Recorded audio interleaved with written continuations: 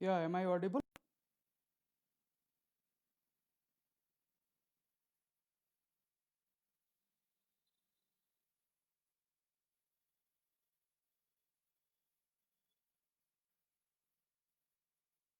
Good morning, everyone.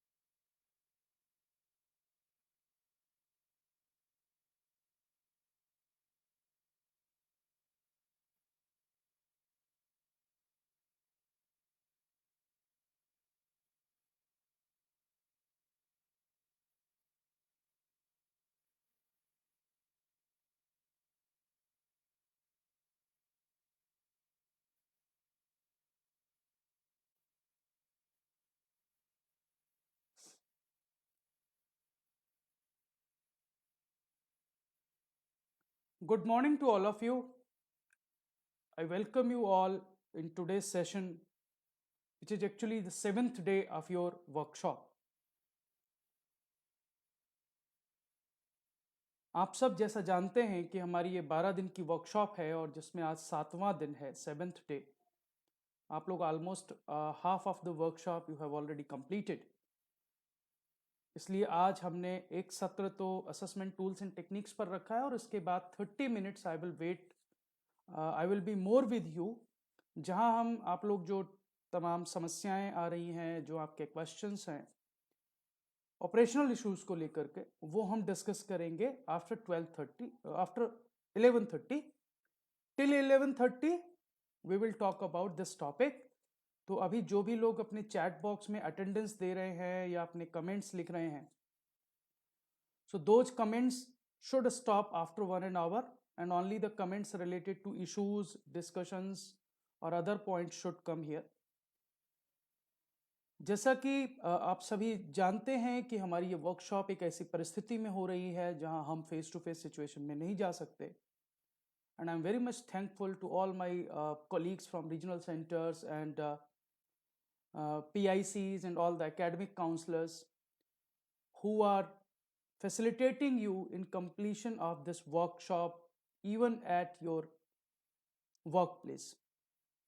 Many of you may be in school, many of you may be at home, but you all are attending not only the live sessions, but also you are attending the sessions which are being managed by our study centers in small groups. So as more than 1,500 learners have already joined, so let me start the discussion. And once I will finish this discussion, I will take your questions. I will try to be bilingual, दोनों भाषाओं में बात करूंगा, जिससे कि जो हिंदी भाषी विद्यार्थी हैं और जो अंग्रेजी भाषी विद्यार्थी हैं, दोनों में से किसी को भी असुविधा ना हो. टॉपिक जो हमने आज लिया है उसका शीर्षक है, उसका टाइटल है असेसमेंट टूल्स एंड टेक्निक्स, आकलन के उपकरण और प्रविधियां. Why this topic has been taken in this workshop?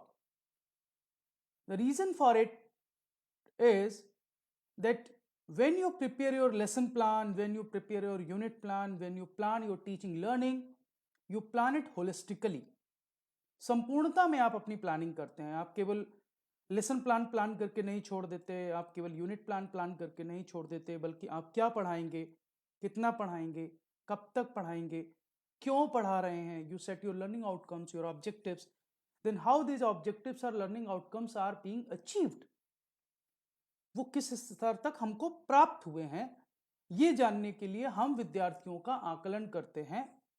और आज जब हम होलिस्टिक असेसमेंट की बात करते हैं तो असेसमेंट केवल स्कॉलस्टिक एस्पेक्ट का नहीं होता, केवल इस चीज का नहीं होता कि बच्चों ने क्या सीखा, कितना सीखा, इस विषय में कितना जाना, वरन ये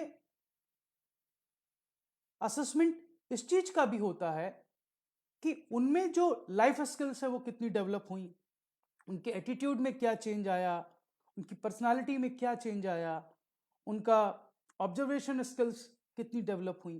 तो ना केवल हम स्कॉलस्टिक डायमेंशन को असेस करते हैं, बल्कि उनके बिहेवियरल एस्पेक्ट अर्थात को स्कॉलस्टिक एस्पेक्ट्स को भी हम असेस करते हैं। तो आज के सत्र में मैं ब्रीफ में आपको यही बताऊंगा कि कितने तरह के असेसमेंट टूल्स एंड टेक्निक्स हैं जो आप यूज कर सकते हैं।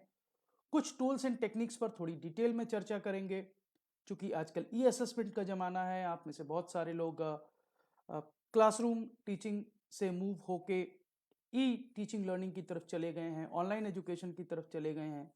तो वहाँ कौन से टूल्स एंड टेक्निक्स हैं जिनको हम इस्तेमाल करते हैं, तो इन सब चीज़ों को ध्यान में रखते हुए आज की चर्चा में प्रारंभ करता हूँ। सबसे पहले हम असेसमेंट करते क्यों हैं, what is the purpose of assessment. जो फर्स्ट पर्पज है हमारा आज के समय में, वो ये जानना नहीं है कि बच्चे ने कितना सीखा, वरन हमारा पर्पज ये है कि हम बच्चे की इसमें मदद कर सके कि वो और कैसे सीखे, how learner can learn better. To assist in student learning is one of our purposes. ये हमारा एक उद्देश्य है कि हम बच्चों को इसमें मदद कर पाएं कि बच्चों ने कितना सीखा और क्या सीखा। साथ ही हम ये देखें कि वो और कितना सीख सकते हैं। बच्चों के स्ट्रेंथ और वीकनेसेस को पहचानने के लिए, to identify the students strength and weaknesses, we use assessment. When I am talking about strength and weaknesses, it doesn't mean I'm talking about strength and weaknesses in a subject domain only. I'm talking about strength and weaknesses in their behavior, in their adjustment, in their life skills, how they deal with the situation. Sorry. सारी चीजों में उनकी strength and weaknesses को हम जानने की कोशिश करते हैं। साथ ही जब हम असेसमेंट करते हैं एज ए टीचर, तो हमारा ऑब्जेक्टिव केवल स्टूडेंट का असेसमेंट, स्टूडेंट की लर्निंग को असेस करना भर नहीं होता, रेदर हमारा ऑब्जेक्टिव ये भी होता है कि हम जिस मेथड से पढ़ा रहे हैं, the particular instructional strategy which we are using, how effective is it. कितनी प्रभावी है ये इंस्ट्रक्शनल स्ट्रैटेजी। क्या हमें अपने पढ़ाने लिखाने के तरीके में कोई परिवर्तन करने की आवश्यकता है? क्या हमें कोई नया मेथड अपनाने की आवश्यकता है? क्या हमें कोई और सोर्स इस्तेमाल करने की आवश्यकता है? So when we do assessment, we also assess the effectiveness of our instructional strategies. फिर कई बार हम असेसमेंट और बड़े लेवल पर करते हैं, as a teacher, as a principal, as a curriculum planner. हम ये देखते हैं कि जो करिकुलम या प्रोग्राम हम ऑफर कर रहे हैं वो कितना प्रभावी है। क्या हमें पाठ्यचर्या में कोई परिवर्तन करने की आवश्यकता है? Do we require any change in our curriculum? Do we require change in our curriculum transaction strategy?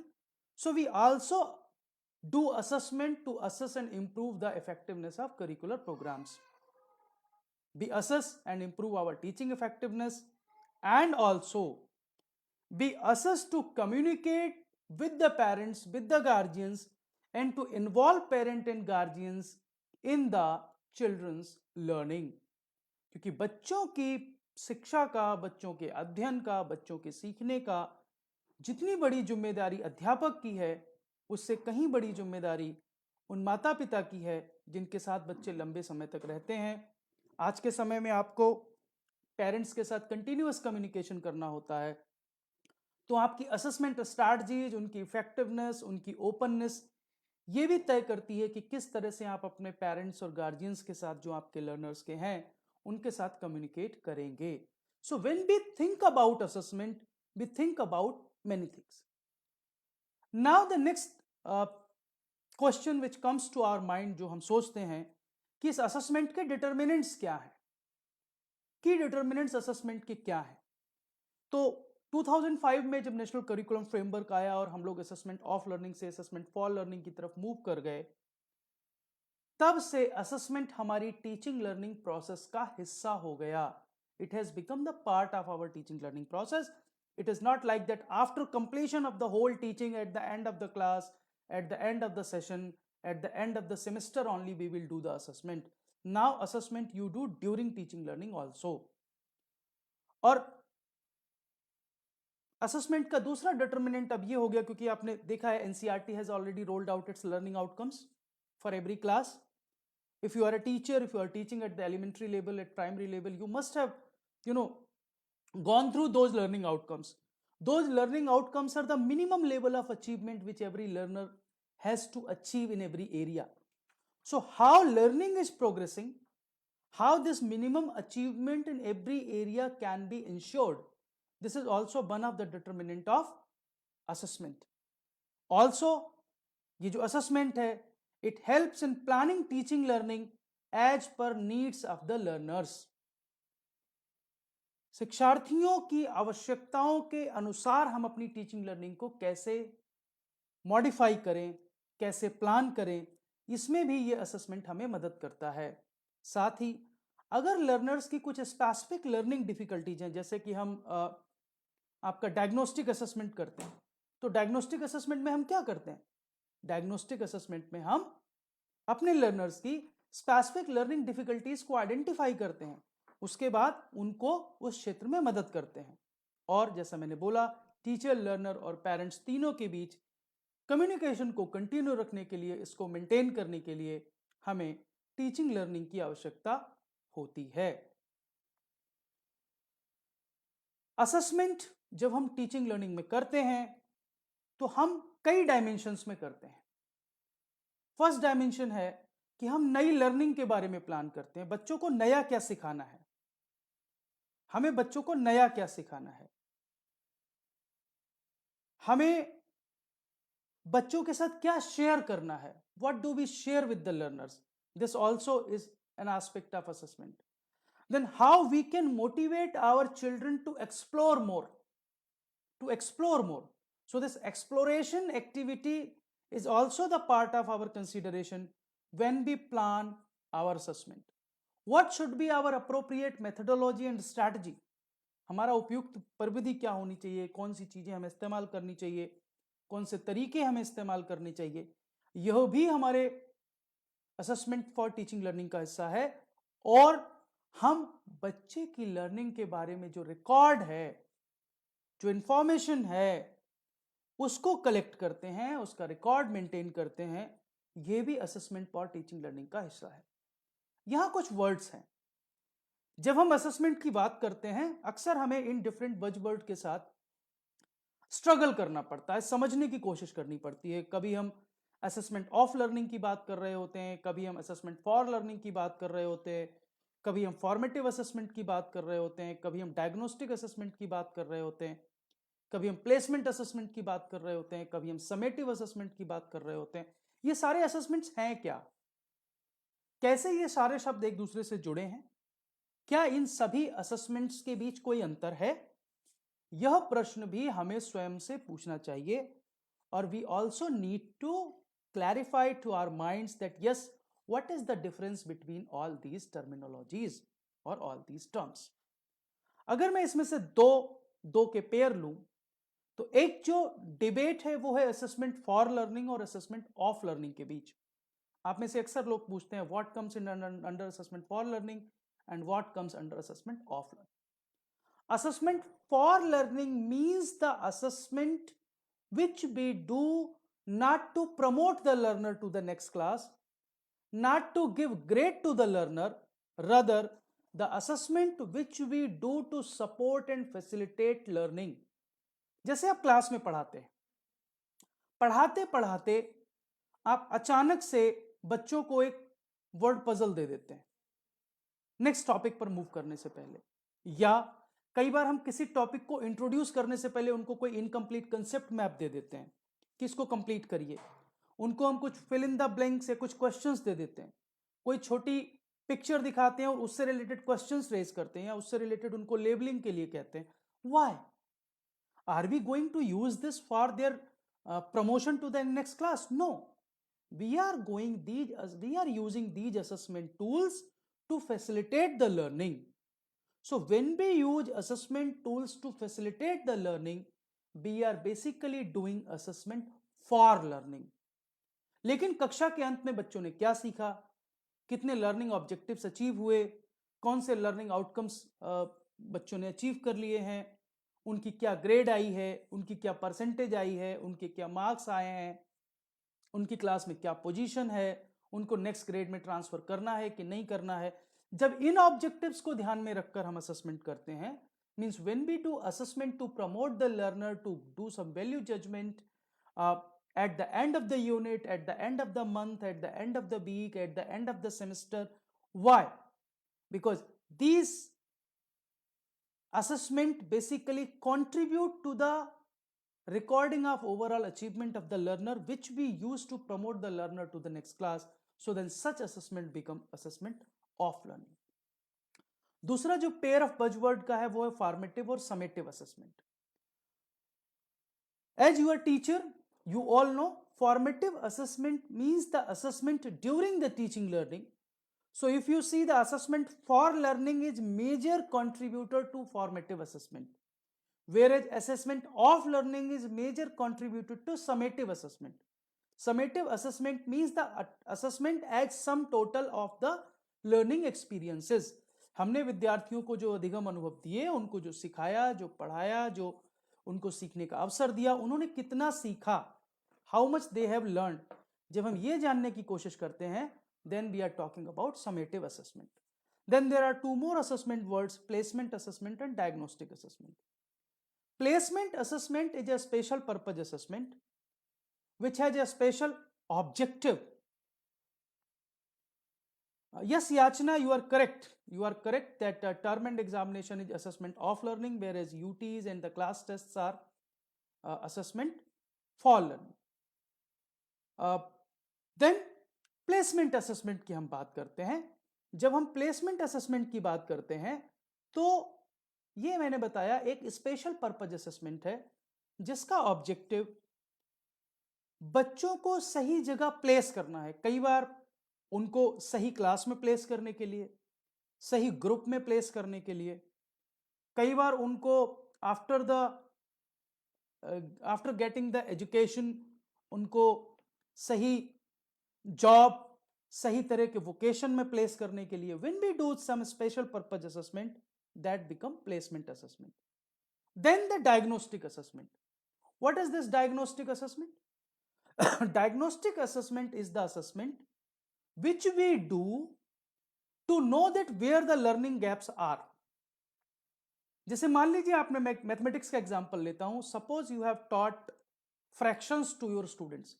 आपने भिन्न का जो चैप्टर है वो अपने बच्चों को गणित में पढ़ाया.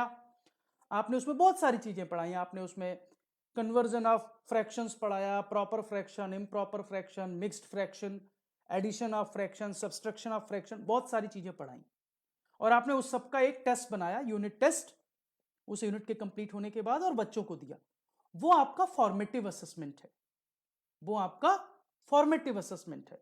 लेकिन जब आपने फॉर्मेटिव असेसमेंट किया और आपने देखा कि कुछ बच्चे कुछ स्पेशल तरह के सवाल नहीं कर पाए, या तो वो ऐसे एडिशन के सवाल नहीं कर पाए जहां पे डिनोमिनेटर डिफरेंट थे, या वो ऐसे सवाल नहीं कर पाए जहां उनको मिक्स्ड फ्रैक्शन को इम्प्रॉपर फ्रैक्शन में बदलना था, वो ऐसे सवाल नहीं कर पाए जहां पर डिनोमिनेटर डिफरेंट थे और उनको एलसीएम लेने थे. Means your formative assessment, your unit test had given you an information that yes, there is something missing in the learners due to which they have not achieved the expected learning outcomes. Then you prepare a special type of test to diagnose that why students have not solved these questions. अब आप क्या करेंगे? एक अलग test बनाएंगे जिसमें जो steps हैं, जैसे conversion of mix fraction into improper fraction और प्रॉपर फ्रैक्शन, उनका जो इंटर कन्वर्जन है. एलसीएम के सवाल आप कुछ देंगे क्योंकि उनको जो डिफरेंट डिनोमिनेटर्स के फ्रैक्शंस हैं उनको ऐड करने के लिए पहले एलसीएम का कंसेप्ट आना चाहिए, right. Ruby remedial classes follow diagnostic assessment. So diagnostic assessment basically gives you the way, show you the way that how you will go in your remedial class. So before remediation this diagnosis takes place.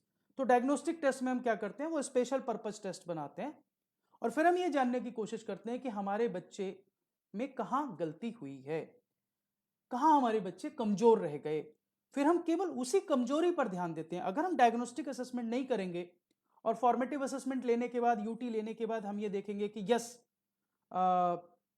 diagnostic assessment is a tool for assessment for learning, sir. So it is not different, rather it is used as a tool for assessment for learning.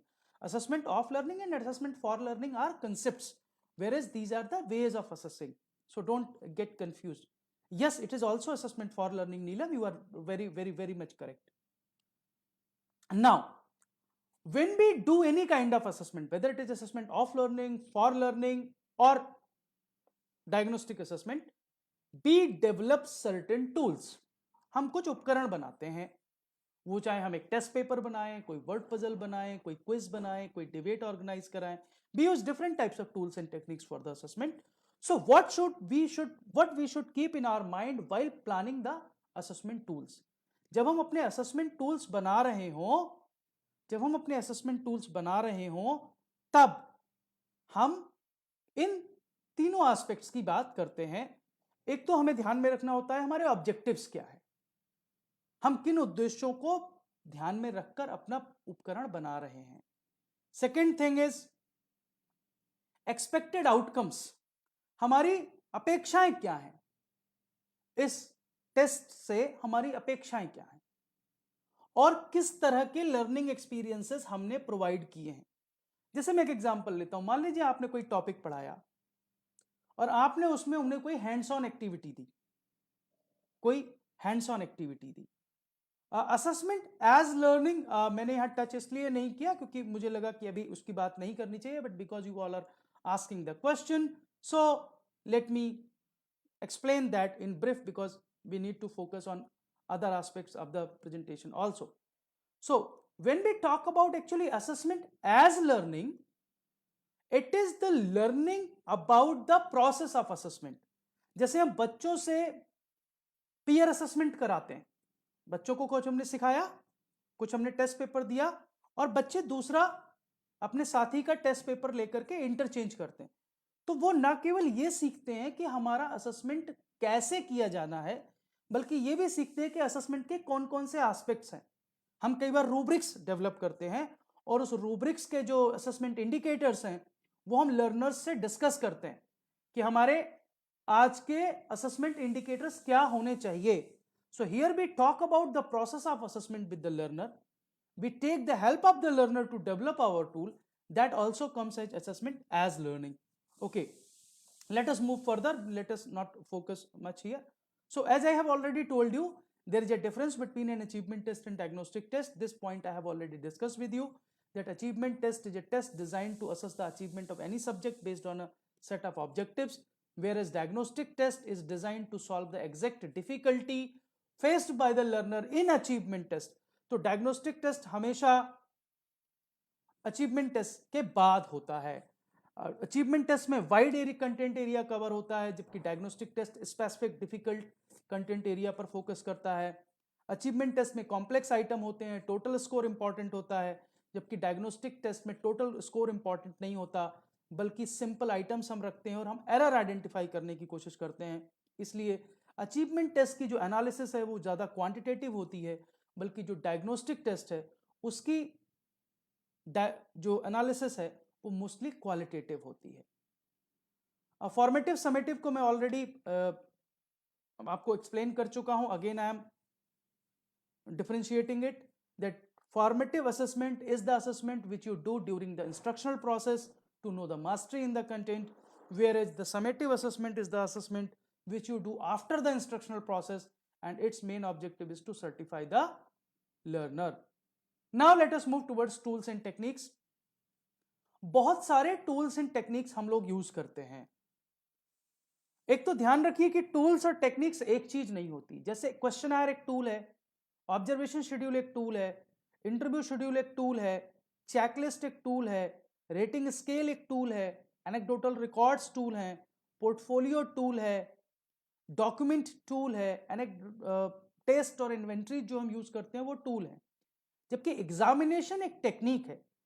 अगर हम examination में question answer के लिए questionnaire use कर सकते हैं तो examination में टूल क्वेश्चनर यूज हो सकता है। अगर हम एग्जामिनेशन में रेटिंग स्केल यूज कर रहे हैं तो एग्जामिनेशन जो टेक्निक उसमें रेटिंग स्केल यूज हो रहा है। असाइनमेंट एक टेक्निक है, हम बच्चों को असाइनमेंट लिखने को देते हैं, लेकिन उस असाइनमेंट की एनालिसिस हम कैसे कर रहे हैं? हम क्या उसकी डॉक्यूमेंट एनालिसिस कर रहे हैं? क्या हम किसी चेकलिस्ट के बेस पे असाइनमेंट की एनालिसिस कर रहे हैं? इसी तरह से क्विज और कॉम्पिटिशन्स टेक्निक है, लेकिन उस कंपटीशन को असेस करने के लिए हम टूल क्या यूज कर रहे हैं? जैसे क्विज है, क्विज एक टेक्निक है, लेकिन क्विज को असेस करने के लिए अगर हम रेटिंग स्केल यूज कर रहे हैं तो रेटिंग स्केल एक टूल है जो हम क्विज में यूज कर रहे हैं। तो हमें एक तो ये ध्यान रखना चाहिए कि टूल्स क्या है और टेक्निक्स क्या है। Examination, assignment, quiz, project, debate, elocution, group discussion, action play, experiment, ये सब टेक्निक्स हैं। ये सारी एक्टिविटीज को हम असेस कैसे करते हैं, वो हमारे टूल्स हैं। ठीक, जैसे हमने एक एक्सपेरिमेंट बच्चे को करने को दिया, तो एक्सपेरिमेंट वो टेक्निक है, लेकिन उस एक्सपेरिमेंट को असेस हम कैसे कर रहे हैं? क्या हम किसी चेकलिस्ट के बेस पर कर रहे हैं? क्या उसने जो डिस्क्रिप्शन लिखा है उसकी हम एनालिसिस कर रहे हैं? क्या हम उन्हें कोई रेटिंग दे रहे हैं? ऐसे उन्होंने अपने पूरे साल में क्या क्या एक्टिविटी की, कुछ एक्सपेरिमेंट किए, कुछ वर्कशीट्स बनाई, कुछ सेमिनार प्रेजेंटेशन दिए, कुछ सिंपोजियम दिए, तो वो सारी उनकी टेक्निक्स हैं। वो सारी टेक्निक्स उनकी पोर्टफोलियो का हिस्सा हैं, लेकिन उसकी एनालिसिस हम कैसे कर रहे हैं? तो चेकलिस्ट और रेटिंग स्केल में बड़ा डिफरेंस होता है। चेकलिस्ट आपको किसी भी चीज के होने या नो होने की जानकारी देती है। जैसे आपने कोई एक्टिविटी बच्चे को दी और आपने देखा बच्चे ने एक्टिविटी की, सारे स्टेप्स किए, स्टेप सीक्वेंस में है, so you just keep on checking कि क्या क्या चीजें होनी चाहिए। Rating scale shows its effectiveness, its value, that how much you are rating to something which has been happened. Are you rating it at 1 grade point, 2 grade point, 3 grade point, 4 grade point? Rubric is also a tool. It's a very good question. Rubric is also a tool. Yeah, I'm explaining, I'm coming to the explanation now. No, evaluation and assessment are not same. As I told you, when we add some value judgment to the information which we collect through the assessment process, then it become evaluation. Okay, let us talk about some tools, not all. If for example debate is a technique, how do we use, why do we use debate?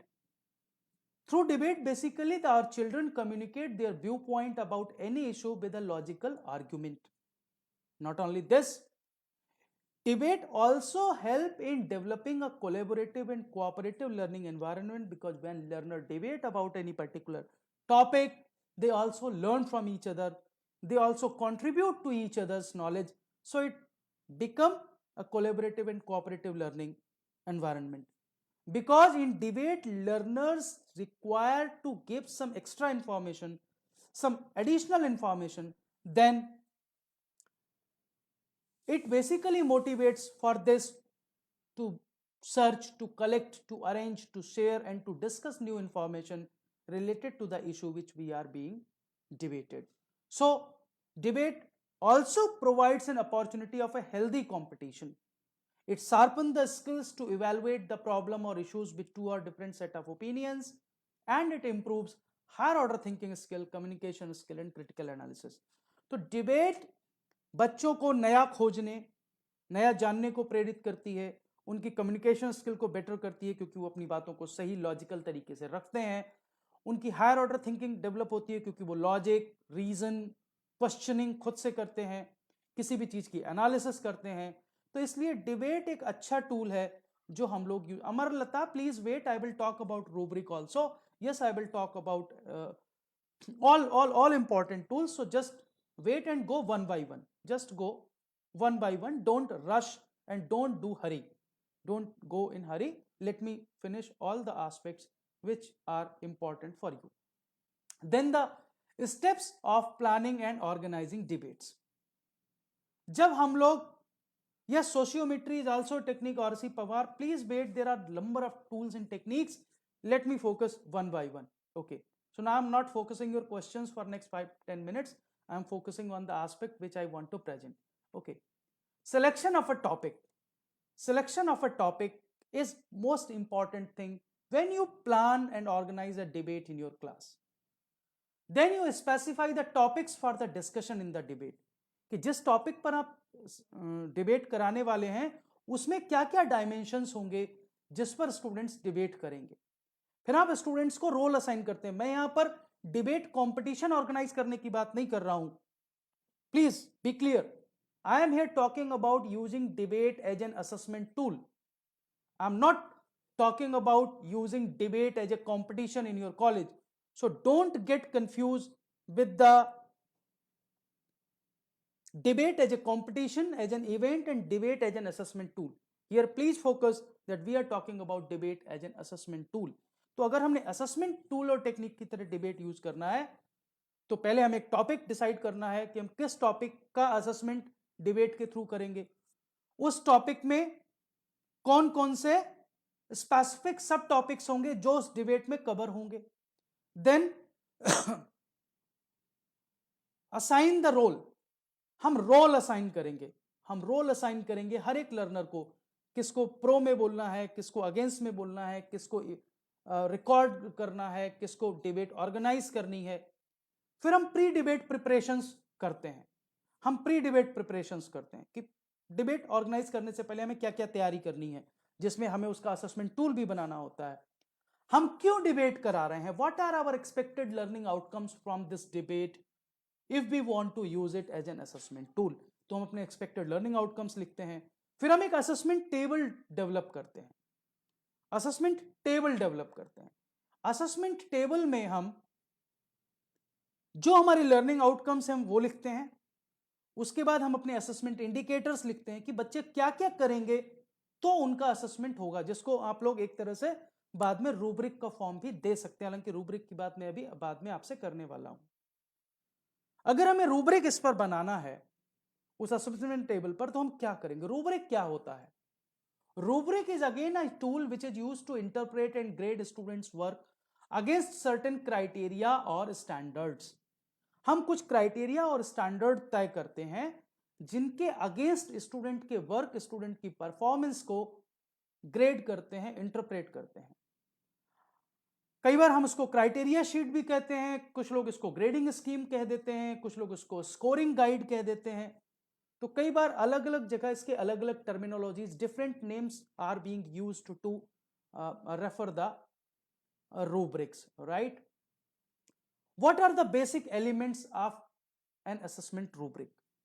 The first basic element of any assessment rubric is the set of criteria. कि क्या criteria हैं जिनको use करके हम लोग assessment करने वाले हैं। क्या वो क्राइटेरिया उनकी परफॉर्मेंस है, क्या वो क्राइटेरिया उनका बिहेवियर है, क्या वो क्राइटेरिया उनकी क्वालिटी है, क्या चीजें हैं जिनको हमें असेस करना है। Because rubric is a criterion referenced tool. On the basis of rubric, you cannot compare the performance of one learner with other. Rather, you assess each and every learner against the criteria which you have decided, not against the other learner. Right?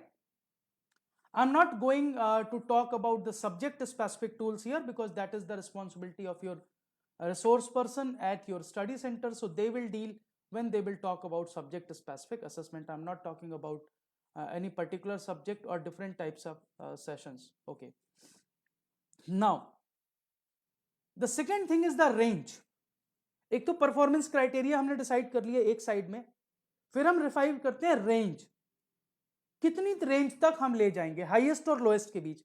हम उसको 3 point कर सकते हैं, 5 point कर सकते हैं, 7 point कर सकते हैं। It all depends upon us. हम उसको लिख सकते हैं beginner, improving, mastery, different terminology भी हम यूज कर सकते हैं। कई बार जो बच्चा बिल्कुल लोअर लेवल पर होता है उसे हम बिगिनर कह देते हैं। Yes, rubric can be use as a tool to assess the debate. Ranjana Singh, you are very, very correct. Yes. So, no, rubric and indicators are not same. Within the rubric, you use indicators. Then the third is the descriptors. तो एक तो आपने range decide कर ली, फिर आपने decide कर लिया dimensions, फिर उनके डिस्क्रिप्टर्स कि हर एक परफॉर्मेंस का अगर बिगिनर लेवल पर है तो स्टूडेंट क्या कर रहा होगा तब वो बिगिनर होगा, क्या कर रहा होगा तब वो अचीवर होगा, क्या कर रहा होगा तब वो मास्टरी लेवल पर होगा।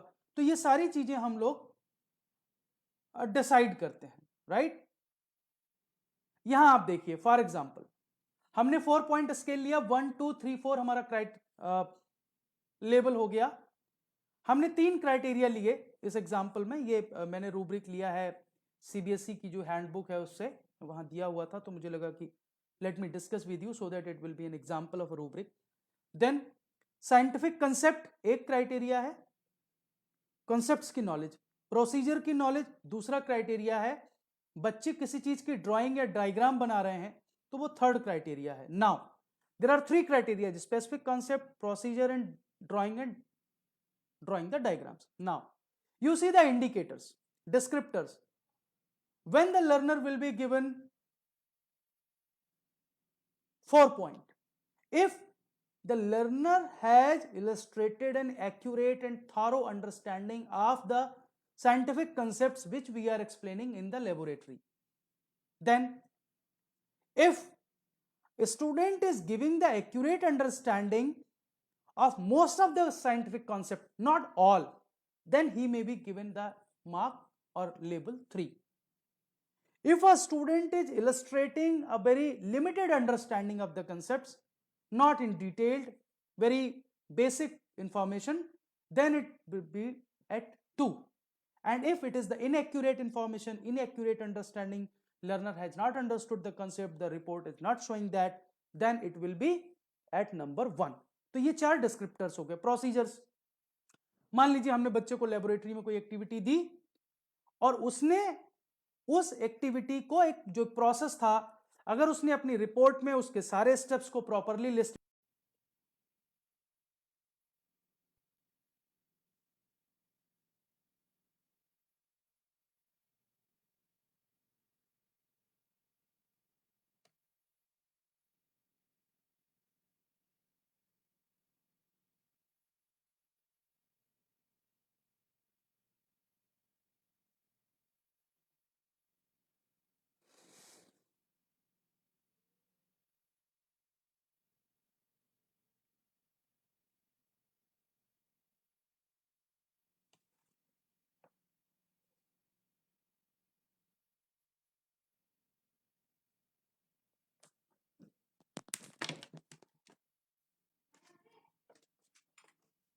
मेरा नेट चला गया, चार्जर की लीड लाके रुक निकाल, चार्जर में से लीड निकाल के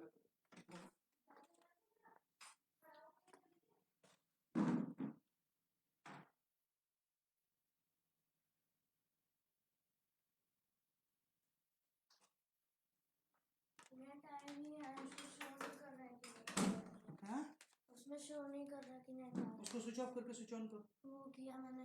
डोंट वरी यार, ये तो क्या हुआ।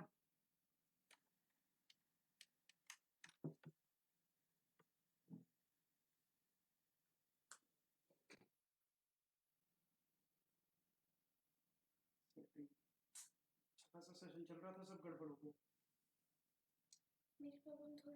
तुम मत बोलो मुझसे, बाहर जाओ रूम में, ये सारी आवाज वहां जा रही है।